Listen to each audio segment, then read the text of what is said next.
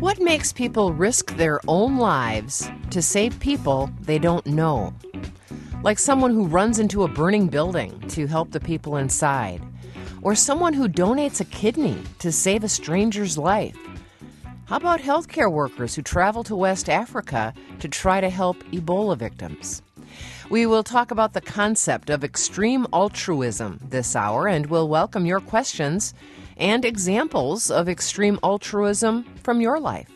Good morning, I'm Joy Cardin. This is the Ideas Network of Wisconsin Public Radio. It is 8 minutes past 6 o'clock on this Thursday, October 30th. Have you, or has someone you know, ever risked your or their own safety to help someone else? Are you the recipient of extreme altruism? What happened? 1-800-642-1234 or send an email to talk@wpr.org. You can also post on the Joy Cardin Show Facebook page or tweet us at Joy Cardin Show. Our guest is David Rand. He's an assistant professor of psychology, economics, and management at Yale University. He was one of the researchers on a recently published study that looked at extreme altruism. It was based on interviews with Carnegie Hero Medal winners and what led to their actions. He was also interviewed for the October Vox piece, The Science of Extreme Altruism, Why People Risk Their Lives to Save Strangers. And we have posted that piece on the Joy Cardin Show Facebook page. Good morning. Good morning. It's great to be here. Thanks for being with us. First off, what is the definition of extreme altruism? Well, altruism in general is defined as when you do things that help other people at a cost to yourself. And then extreme altruism is when those potential costs to you are extremely large. So normal altruism might be something as small as holding a door for someone or, giving money to someone that's in need, whereas extreme altruism is typically risking your life or doing something that has really serious consequences for you potentially in order to help others. Is it different than being a hero? It depends what you mean by hero. I think that a lot of people see certain extreme altruism actions as heroic. To me, hero often has some kind of leadership sense to it, but it's all just a definitional thing. It depends what you mean by hero. Right. All right. So a hero who risks his or her own life to save the life of someone else or to help someone else is an extreme altruist. Yep. And the extreme part being the extremeness of how costly it could be to them to do that, to give that help. Mm-hmm. Well, tell us about your study on Carnegie Hero Medal winners. What did you do, and what does it show? All right. So we were interested in trying to understand what's going on inside people's heads when they're engaged in extreme altruism, when they have the chance to help someone else at risk themselves. We wanted to try and understand what their cognitive process was like. And so in general, what I study is all different forms of altruism and cooperation. Usually we do these laboratory experiments where we give people small amounts of money and they choose how much to keep for themselves and how much to give to other people. Mm-hmm. And then we can, in particular, ask questions like, are people predisposed to help? Is there a sort of intuitive, automatic response to help that then, if you stop and think about it, the sort of calculus of self-interest makes you say, no, I'm going to just keep this money for myself? Or is it the case that your default predisposition is to be selfish, and then you have to use self-control to make yourself do the right thing? And so we looked at that issue in the context of these laboratory experiments, and we found a lot of evidence that if we make people rely more on their intuitions or go more with their gut, they actually are more helpful than if you make them stop and think carefully about it. And so the idea of this extreme altruism study is to say, does it seem like the same thing is true in the context of really extreme altruism rather than these kind of small stakes laboratory situations? And so to answer that question, we wanted to find people that had risked their lives to save strangers and get a sense of how they made those decisions. So there's this Carnegie Hero Foundation that gives awards to people that engage in extreme altruism. And so we use that as a database of extreme altruists, and we track down interviews that Carnegie Hero Medal recipients had given to newspaper or radio or, various media outlets shortly after they had done their heroic act. And we sort of saw how they described the decision-making process that they had, and then we recruited a bunch of subjects for our experiment to read excerpts from these interviews in which the extreme altruists described their decision-making process and rate them on how much they seemed like sort of just intuitive going with the gut versus, thinking it through and deciding that they should do the right thing. Yeah. And we also had a computer algorithm that analyzed the things that the text also. But what we found is that overwhelmingly these extreme altruists described their decisions as automatic, spontaneous desires to help. Things like, I'm thankful I was able to act and not think about it, or I just did what I felt like I needed to do. And there was very little of a kind of like, well, I was scared, but I thought this is really the right thing to do. I need to do it, and so I made myself act. And so what we conclude from this is, together with all of the carefully controlled laboratory experiments, this suggests that much of the time our kind of altruistic, helpful, pro-social behaviors are motivated by intuitions, by gut responses, and these kind of like non-rational processes can really play an important role in motivating people to do the right thing. Interesting. Does everyone have this intuition, this gut response in a situation like that would require extreme altruism? It's a great question. We don't have data on that in the context of extreme altruism because that's a very hard thing to study, obviously, because you can't bring people into the lab and make them risk their lives. But it's pretty clear that there's a lot of variation across people in how altruistic they are, and in particular in what their sort of intuitive responses are. So it doesn't seem like it's a genetically hard-coded thing that's the same for everyone, but that there is a lot of variation. Yeah, so bottom line, the extreme altruists don't think about what they're doing for the most part. They just do it. Yeah, exactly. Like that is what, in my sense, what makes you an extreme altruist is having a sort of automatic response to help and being the kind of person that goes with that. So either, you need both of those things to happen in order for the extreme altruist. You have to have the impulse of like, I want to save that guy, and you have to be the person that says, I'm going to go with that impulse, versus like, let me stop and think and see whether this impulse actually makes sense. We are talking about why people risk their lives or put themselves at some great risk to help others, to save a stranger. What questions do you have about extreme altruism? Do you have an example of extreme altruism from your life? Maybe you stepped in at some crisis and helped someone at risk to yourself. Maybe did you even think about it? Has someone helped you in that way? 1-800-642-1234 or send an email to talk@wpr.org. You can also post on the Joy Cardin Show Facebook page or tweet us at Joy Cardin Show. Our guest is David Rand. He studies and studied extreme altruism. He's an assistant professor of psychology, economics, and management at Yale University. I'm Joy Cardin. This is the Ideas Network.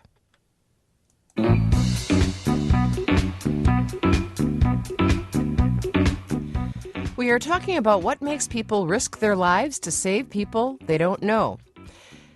And we are welcoming your questions for our guest expert and any examples of heroism or extreme altruism from your life. 1-800-642-1234 or send an email to talk@wpr.org or post on the Joy Cardin Show Facebook page. Our guest is a researcher at Yale University. He was also interviewed for the October Vox piece, The Science of Extreme Altruism, Why People Risk Their Lives to Save Strangers, and we have posted that piece on the Joy Cardin Show Facebook page. Let's go to the phones. Christina in Green Bay is with us first. Hello, Christina. Hello. Yes, tell us your story. Well, I didn't actually save a human being, but when I was younger in high school, we were all in my front yard, and my dog, we lived on a busy street, and my dog had ran out into the middle of the street, and there were cars everywhere, but like your guest said, it was knee-jerk. I ran out into the middle of the street, grabbed my dog, almost got hit by a car, was being yelled at by my parents, but all I could think about was, I got to save my dog. Yeah. I got to save my dog. Right. Boy, I can feel what you were feeling, Christina. Well, Dave, what about that? I mean, does it have to be a person? No, I mean, I think that's a great point. It totally doesn't. I think that kind of impulse to help others that Paula was describing can totally extend to non-humans. Like I have a cat that I'm very, very much in love with, and I totally empathize with that. That like if something was going to happen to him, I would be very I would have an immediate response to try and save him. Yeah, well, good for you, Christina. I'm happy that you saved your dog, and I'm happy that you weren't hurt in the process. But you know what? Along those same lines, this was many years ago, there was, I tried to break up a cat fight between two of my cats, one that was newly introduced to the household, and they were not getting along, and I got bit. So sometimes we do hurt ourselves when we do this. Right. I mean, that's what makes it. If there wasn't a danger of really getting hurt, then it wouldn't be extreme. Yeah. Right? And does it make a difference? Does it make a difference if we're trying to save our own child as opposed to, somebody else? Because it's someone we know. Yeah, I think that it's a good question, and I think it certainly seems a lot different in that I think most people would not find it surprising, I think, that parents might risk their lives to save their own children. You're so sort of, psychologically invested in your children, and even in a sort of more fundamental level, like, if you want to think about biology or evolution, that's like it's a very primal desire to protect one's children. But I think what then is much more interesting is these things where people will even be willing to risk their lives to save strangers. Mm-hmm. And a lot of the theory that I've been proposing is that the reason that we have this automatic response to or the reason some of us have this automatic response to try and help others is because we get in the habit of, in general, being helpful, because in general in our life, that's what's in our own long-run self-interest. Like in the interactions with your family or your friends or your coworkers, it's in your long-run self-interest to be a helpful, cooperative person so that other people want to help you and want to cooperate with you. And so because of that, we get in the habit of cooperating. That becomes second nature, that our just kind of default response is like, oh, I'll try and, help, because if I do, that will come back to me. And then because that becomes our default, when we find ourselves in atypical situations, like a stranger's life is in danger, the first response is to treat it as if it was a normal situation where it, quote, makes sense to help. So the first response is to treat it like a normal situation where it makes sense. And then the more you stop and think about it, you're more like, oh, no, this situation is different. Like, I might actually get killed here. I better not do it. But in a way, your theory is that we believe, some of us believe, what goes around comes around, karma. If I help this person, someday I'll be helped. Well, yeah, but I think so I do think that some people think like that, but I think that's not exactly what I'm saying, but it's more that in the context of our daily lives, that actually is true, right? That is, if you're like saying, I'm going to be helpful to my coworker that really will come back around to you. You don't have to believe in some kind of mystical karma type sense. It's just straight up, if you interact repeatedly with the same person, there are future consequences for how you treat them. And so because that is the reality for most of us, we get in the habit of being cooperative because usually it does come back around to help us. And then it leads us to kind of either explicitly think that or just feel like, oh, the right thing to do is to be helpful, because usually that works out well. John in Madison is with us next. Hello, John. Hi. I was wondering, it's similar to the question was posed to you earlier. If the stranger has characteristics that are similar to yours, be it age, sex, race, occupation, are you more disposed to be altruistic to them? Or is there some, just like with children, are age extremes triggering this altruistic impulse more than others? And my other question is, you mentioned leadership. Are there any other personality characteristics of the altruistic person?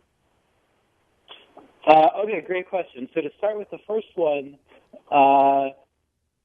so in some sense, both of the different possibilities that you gave are true. So there's a lot of evidence that people are more inclined to help others that are similar to them. So like the more similar someone else is to you, the more you will be inclined to help them, to cooperate with them, to work with them, all these different kind of things. This is a sort of general predisposition of humans to prefer people that are similar to them. But at the same time, I think there also are sort of particular kind of like vulnerable categories of people that can really tug at our heartstrings, like children. And honestly, I bet that for pet owners, animals fall into that category also. I bet a lot of people would be more inclined to try and save a dog than to save certain other kinds of people, because you see them as like a sort of vulnerable group that needs protecting. But anyway, so I think both of those are true. Definitely more likely to help people that are similar, but also there are types of people that are different from you, but that can be particularly attractive to help. In terms of characteristics of the altruists, that's a sort of active area of research. There's a woman, Abigail Marsh, who has done a lot of research on sort of neuroscience of extreme altruism, and she's found that she looked at kidney donors in particular, and that kidney donors have a particularly strong there's like a particular brain region associated with, for lack of a better word, certain kind of compassion, that you can sort of see anatomical differences between kidney donors and non-kidney donors in terms of that level of activity or size of this brain region. So maybe leadership, maybe compassion. Is there any other personality trait of the extreme altruist?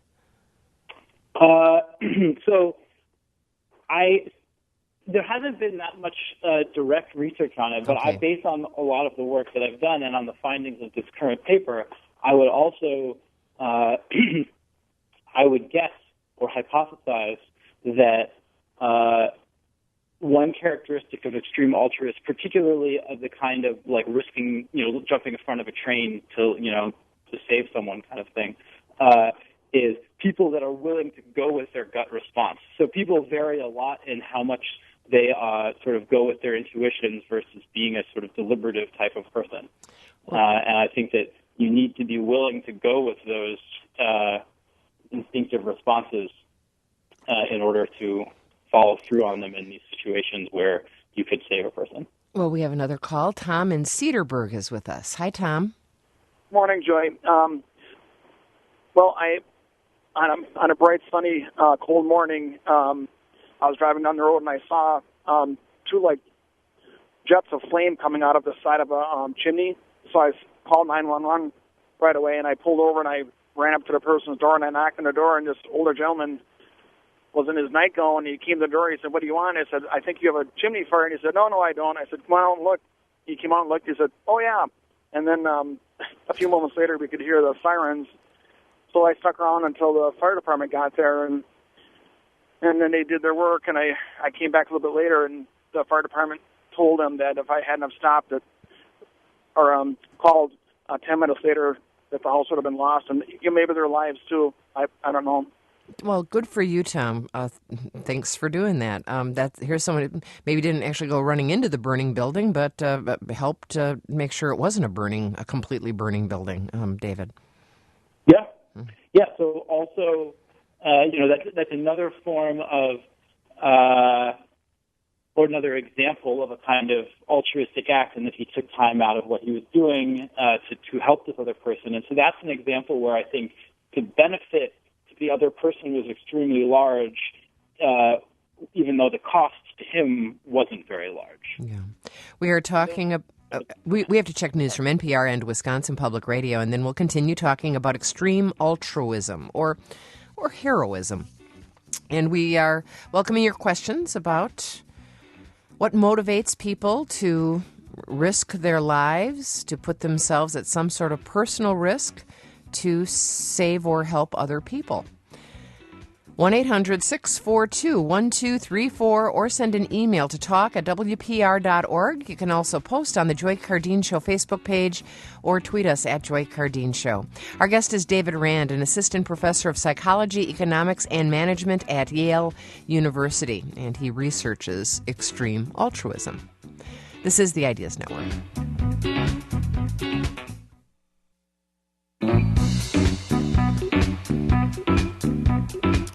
We are talking about the science of extreme altruism this hour. I'm Joy Cardin. This is the Ideas Network of Wisconsin Public Radio. It is 6:36 on this Thursday, October 30th.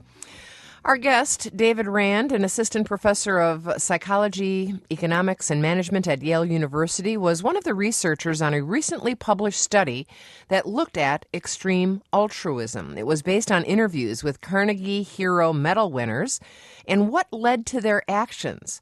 What makes someone risk their lives to save people or help people that they don't even know? Turns out it's a gut response for the most part. That heroes sometimes act and don't think. And we welcome your thoughts and questions. What's the most extreme thing you've ever done to help someone? Why do you think people risk their lives to save others? Are you the recipient of extreme altruism? 1-800-642-1234 or send an email to talk@wpr.org. You can also post on the Joy Cardin Show Facebook page or tweet us at Joy Cardin Show. So just before news time, we heard from Tom in Cedarburg, who said that he, one day driving to work, saw a house on fire and got the occupant of the house out of there into safety, and the fire department took care of everything, which was truly a very altruistic thing to do. Is there a difference between what he did and the person that runs into the burning building to save someone, David Rand? Yeah, I think that it takes a lot less. I mean, it was super important that he did that, and it was really helpful, but it asked a lot less of him. And so I think many more people would be inclined to stop when they're driving and say, hey, your house is on fire. Many more people would be inclined to do that than the people that would be willing to actually run into the burning building, because you have to really be extreme in your altruism to do the latter. Yeah, but if one is likely to do an altruistic act, is one likely to also do an extreme altruistic act? Well, it certainly goes in the other direction, I think. That is, that someone that would run into the burning building to save the person would also, I'm sure, be willing to stop and alert the person that their house is on fire. But I think probably only a pretty small fraction of the people that would stop and say, hey, your house is on fire, would actually be willing to run into the burning building. Oh, all right. Here's a boy, this is an extremely altruistic story. John on Twitter says, my son-in-law put his life on the line to pull a man off of some railroad tracks as a train was approaching. He had 15 seconds until the train got there. True hero. So that's an extreme altruist there.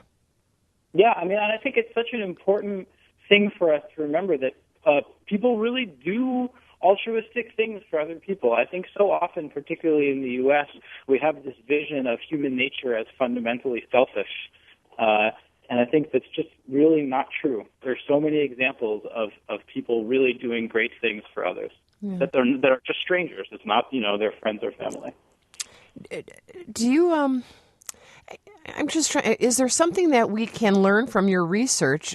I guess my question is, can we learn to be extreme altruists? Yeah, it's a very interesting question, and it's something that we're studying. We definitely have evidence that you can make people more or less inclined to do small acts of altruism in various different ways. And seeing how that extends to real extreme altruism is it's a super important question, but it's really hard to study because you can't put people in those situations.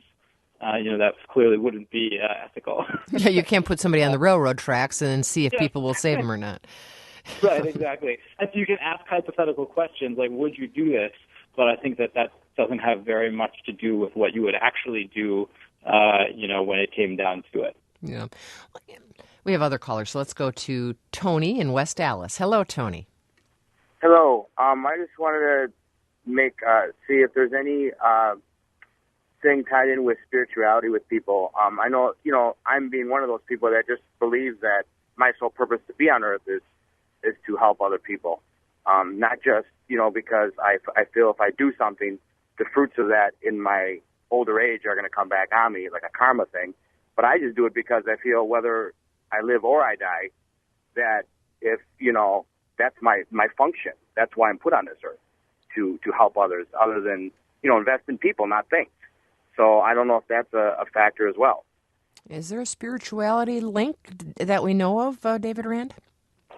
I think in the context of extreme altruism, I don't know if anybody has looked at that or not, but it is the case in terms of sort of less extreme altruism. There's a lot of debate about the extent to which religious or spiritual people, whether they are more altruistic or not. And some studies find they are, and some studies find they are, but only to people, members of their own groups, like with religion, sort of more altruistic to other members of their religion, but not more generally, and others don't. So it's an open question. There are certainly reasons that you might expect it, one being the one the caller said, which is that if you just have a sort of fundamental moral value that your purpose is to help others, that should make you more inclined to help others.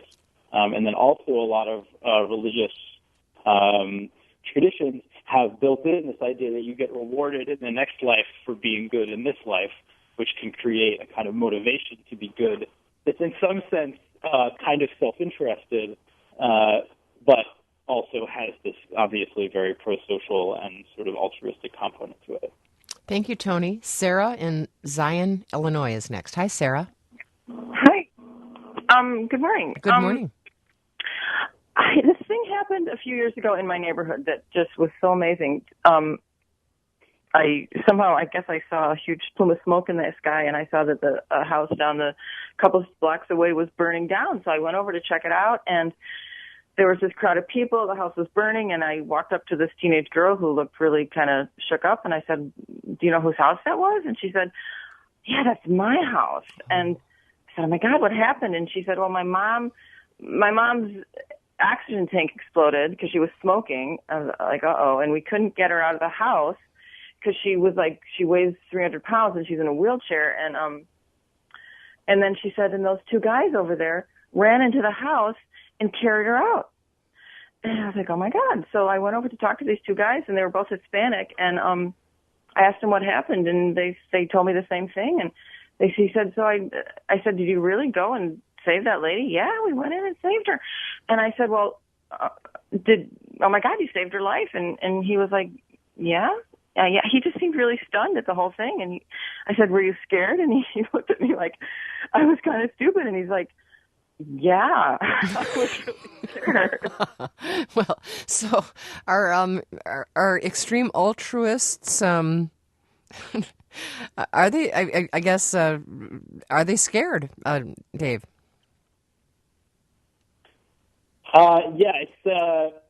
it's another really good question. I mean, I assume that people have to be at some level scared in these situations, but I think that a lot of the extreme altruists are either they're not thinking about it and they're just going with the impulse of I got to help that person, and if I stopped and thought about it, then I would realize that I was scared. I would realize the danger, and therefore I wouldn't do it.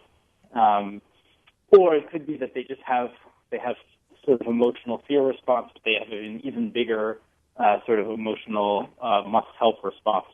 But I do think that fear and all the things that go along with it are part of the reason that deliberative people would be less likely to be extreme altruists, because when you would stop and think about it, you would realize the danger, you would realize the fear, and then that would immobilize you. Yeah.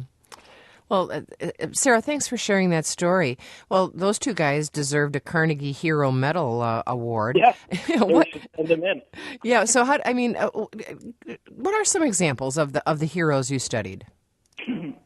So, some of the example medal winners were there was a 21-year-old woman who rescued a drowning 69-year-old trapped in a car during a flash flood. Wow.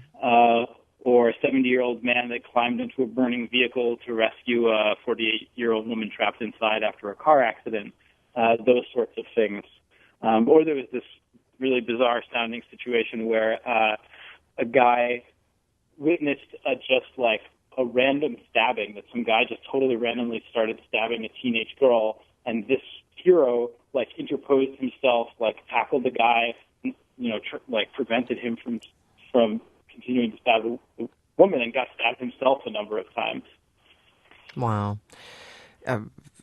And just, you said send, people can nominate heroes by sending this into Carnegie. I don't actually know how their nomination process works.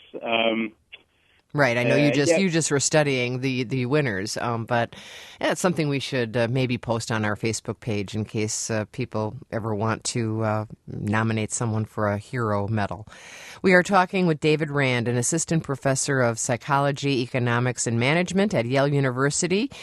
He studied heroes. He studied and interviewed winners of the Carnegie Hero Medal about what led to their actions. And we are talking about that study on what motivates extreme altruists, people who will risk their own life to help someone else, maybe even a stranger. So what questions do you have? What stories do you have to share? Any examples of extreme altruism in your life? 1-800-642-1234 or send an email to talk@wpr.org. You can also post on the Joy Cardin Show Facebook page. This is the Ideas Network of Wisconsin Public Radio.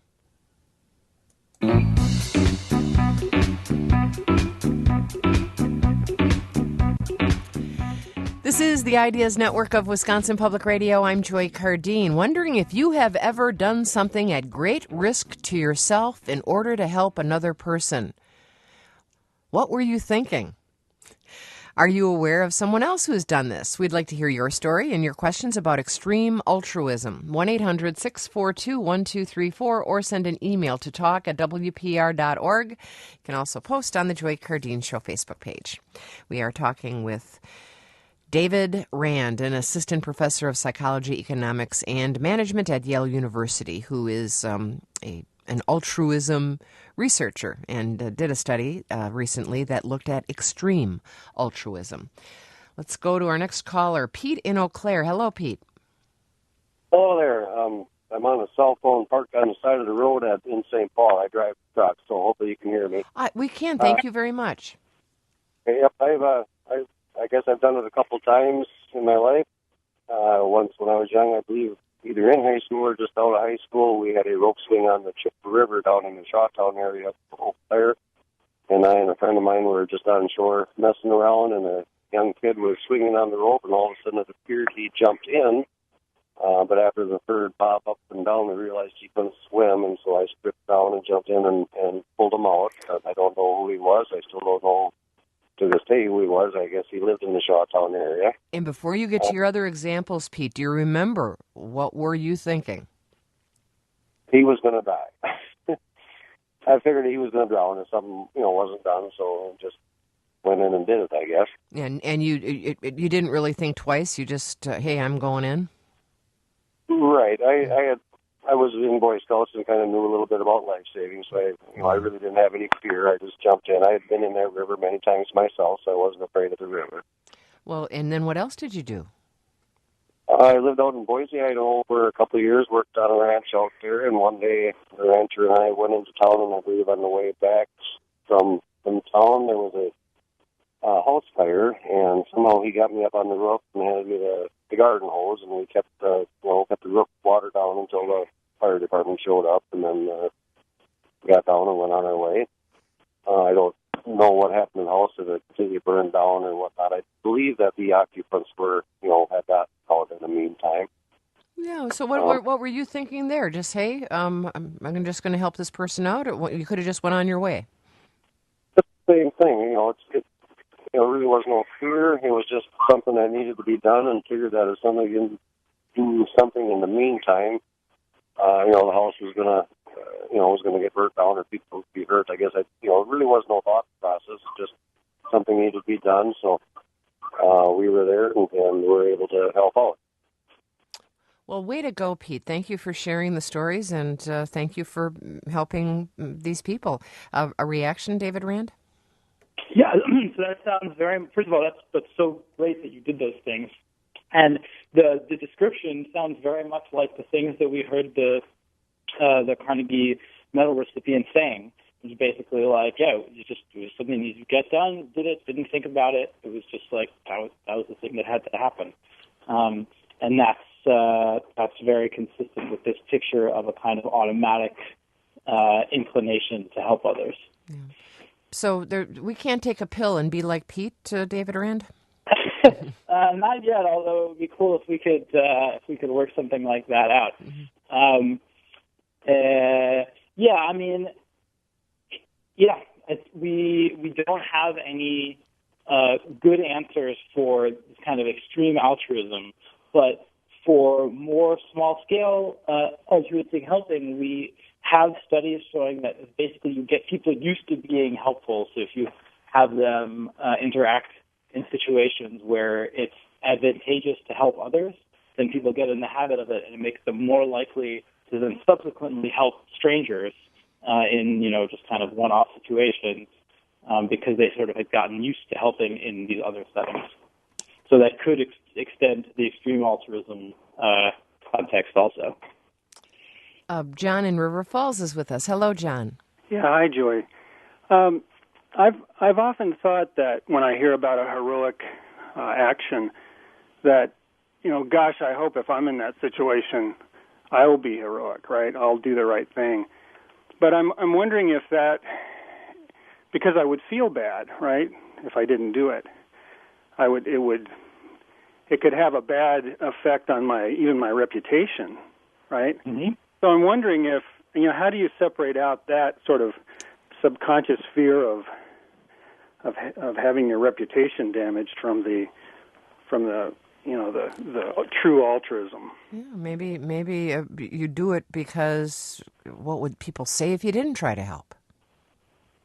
It's a great question. Reputation is a huge, huge topic in terms of thinking about altruism and cooperation more generally, that it's a very well-established fact that when other people can see what you're doing, it makes you much more inclined to be helpful and to help others. And I bet it would be the case if you looked at these kind of extreme altruism situations that when there are observers, when there's other people there that can see you, it will make people more likely to do the heroic act. But there still are lots and lots of examples of places where people really do it not, in situations where there's not any reputational benefit, there's not anybody else there to see it other than the stranger that you're saving, that a lot of the times the people don't wind up, really having relationships with afterwards. And so the way that I think about these things relating is that I think that being concerned about your reputation and having reputational issues can lead you to developing true altruistic feelings, where if you get used to helping because there's reputational benefits, then you can internalize that and come to really care about others, not just about your reputation. Mike in Richford is with us. Hello, Mike. Hi, how you doing, Joy? I love your show. Hello, Professor. This happened to me. I was going into town. As I told you, screener. I was just going to get a pizza, and it was right outside of town, across from a gas station. And a lady was sitting in her Jeep when the engine was on fire, and she didn't want to. So I pulled over, and I couldn't get her to get out of the Jeep. She was worried about her Jeep. So I finally got her out of the Jeep, and then there was sand and stuff on the ground. So I opened the hood. Well, I burned my fingers because the hood was so hot, and I was throwing sand to get the fire out. But I couldn't get that woman. She was more worried about her Jeep than getting out of the Jeep. And then she finally, I said goodbye to her, and she thanked me. She was kind of dazed. But that was that. And another time, this guy, we were all sitting around his campfire. I was at a campground, and this guy had parked his motorcycle right by the campfire, and the motorcycle fell over into the fire. Everybody took off. I walked him into the fire and picked the motorcycle up and pushed it out of the way, and I call it extreme stupidity on my part. But I was going to say, what were you thinking, Mike? Well, that's where I was wondering, Mike, because we're running so short on time, maybe extreme altruists, I don't know how to say this. Maybe they're stupid, David Rand. Well, you could. I think that there's two different dimensions. There's how smart or stupid you are, and then there's how deliberative versus going with your gut you are. And those aren't the same thing. And I think that the key thing for altruism is not how smart or stupid you are, but how willing to follow your gut instincts you are. Yeah.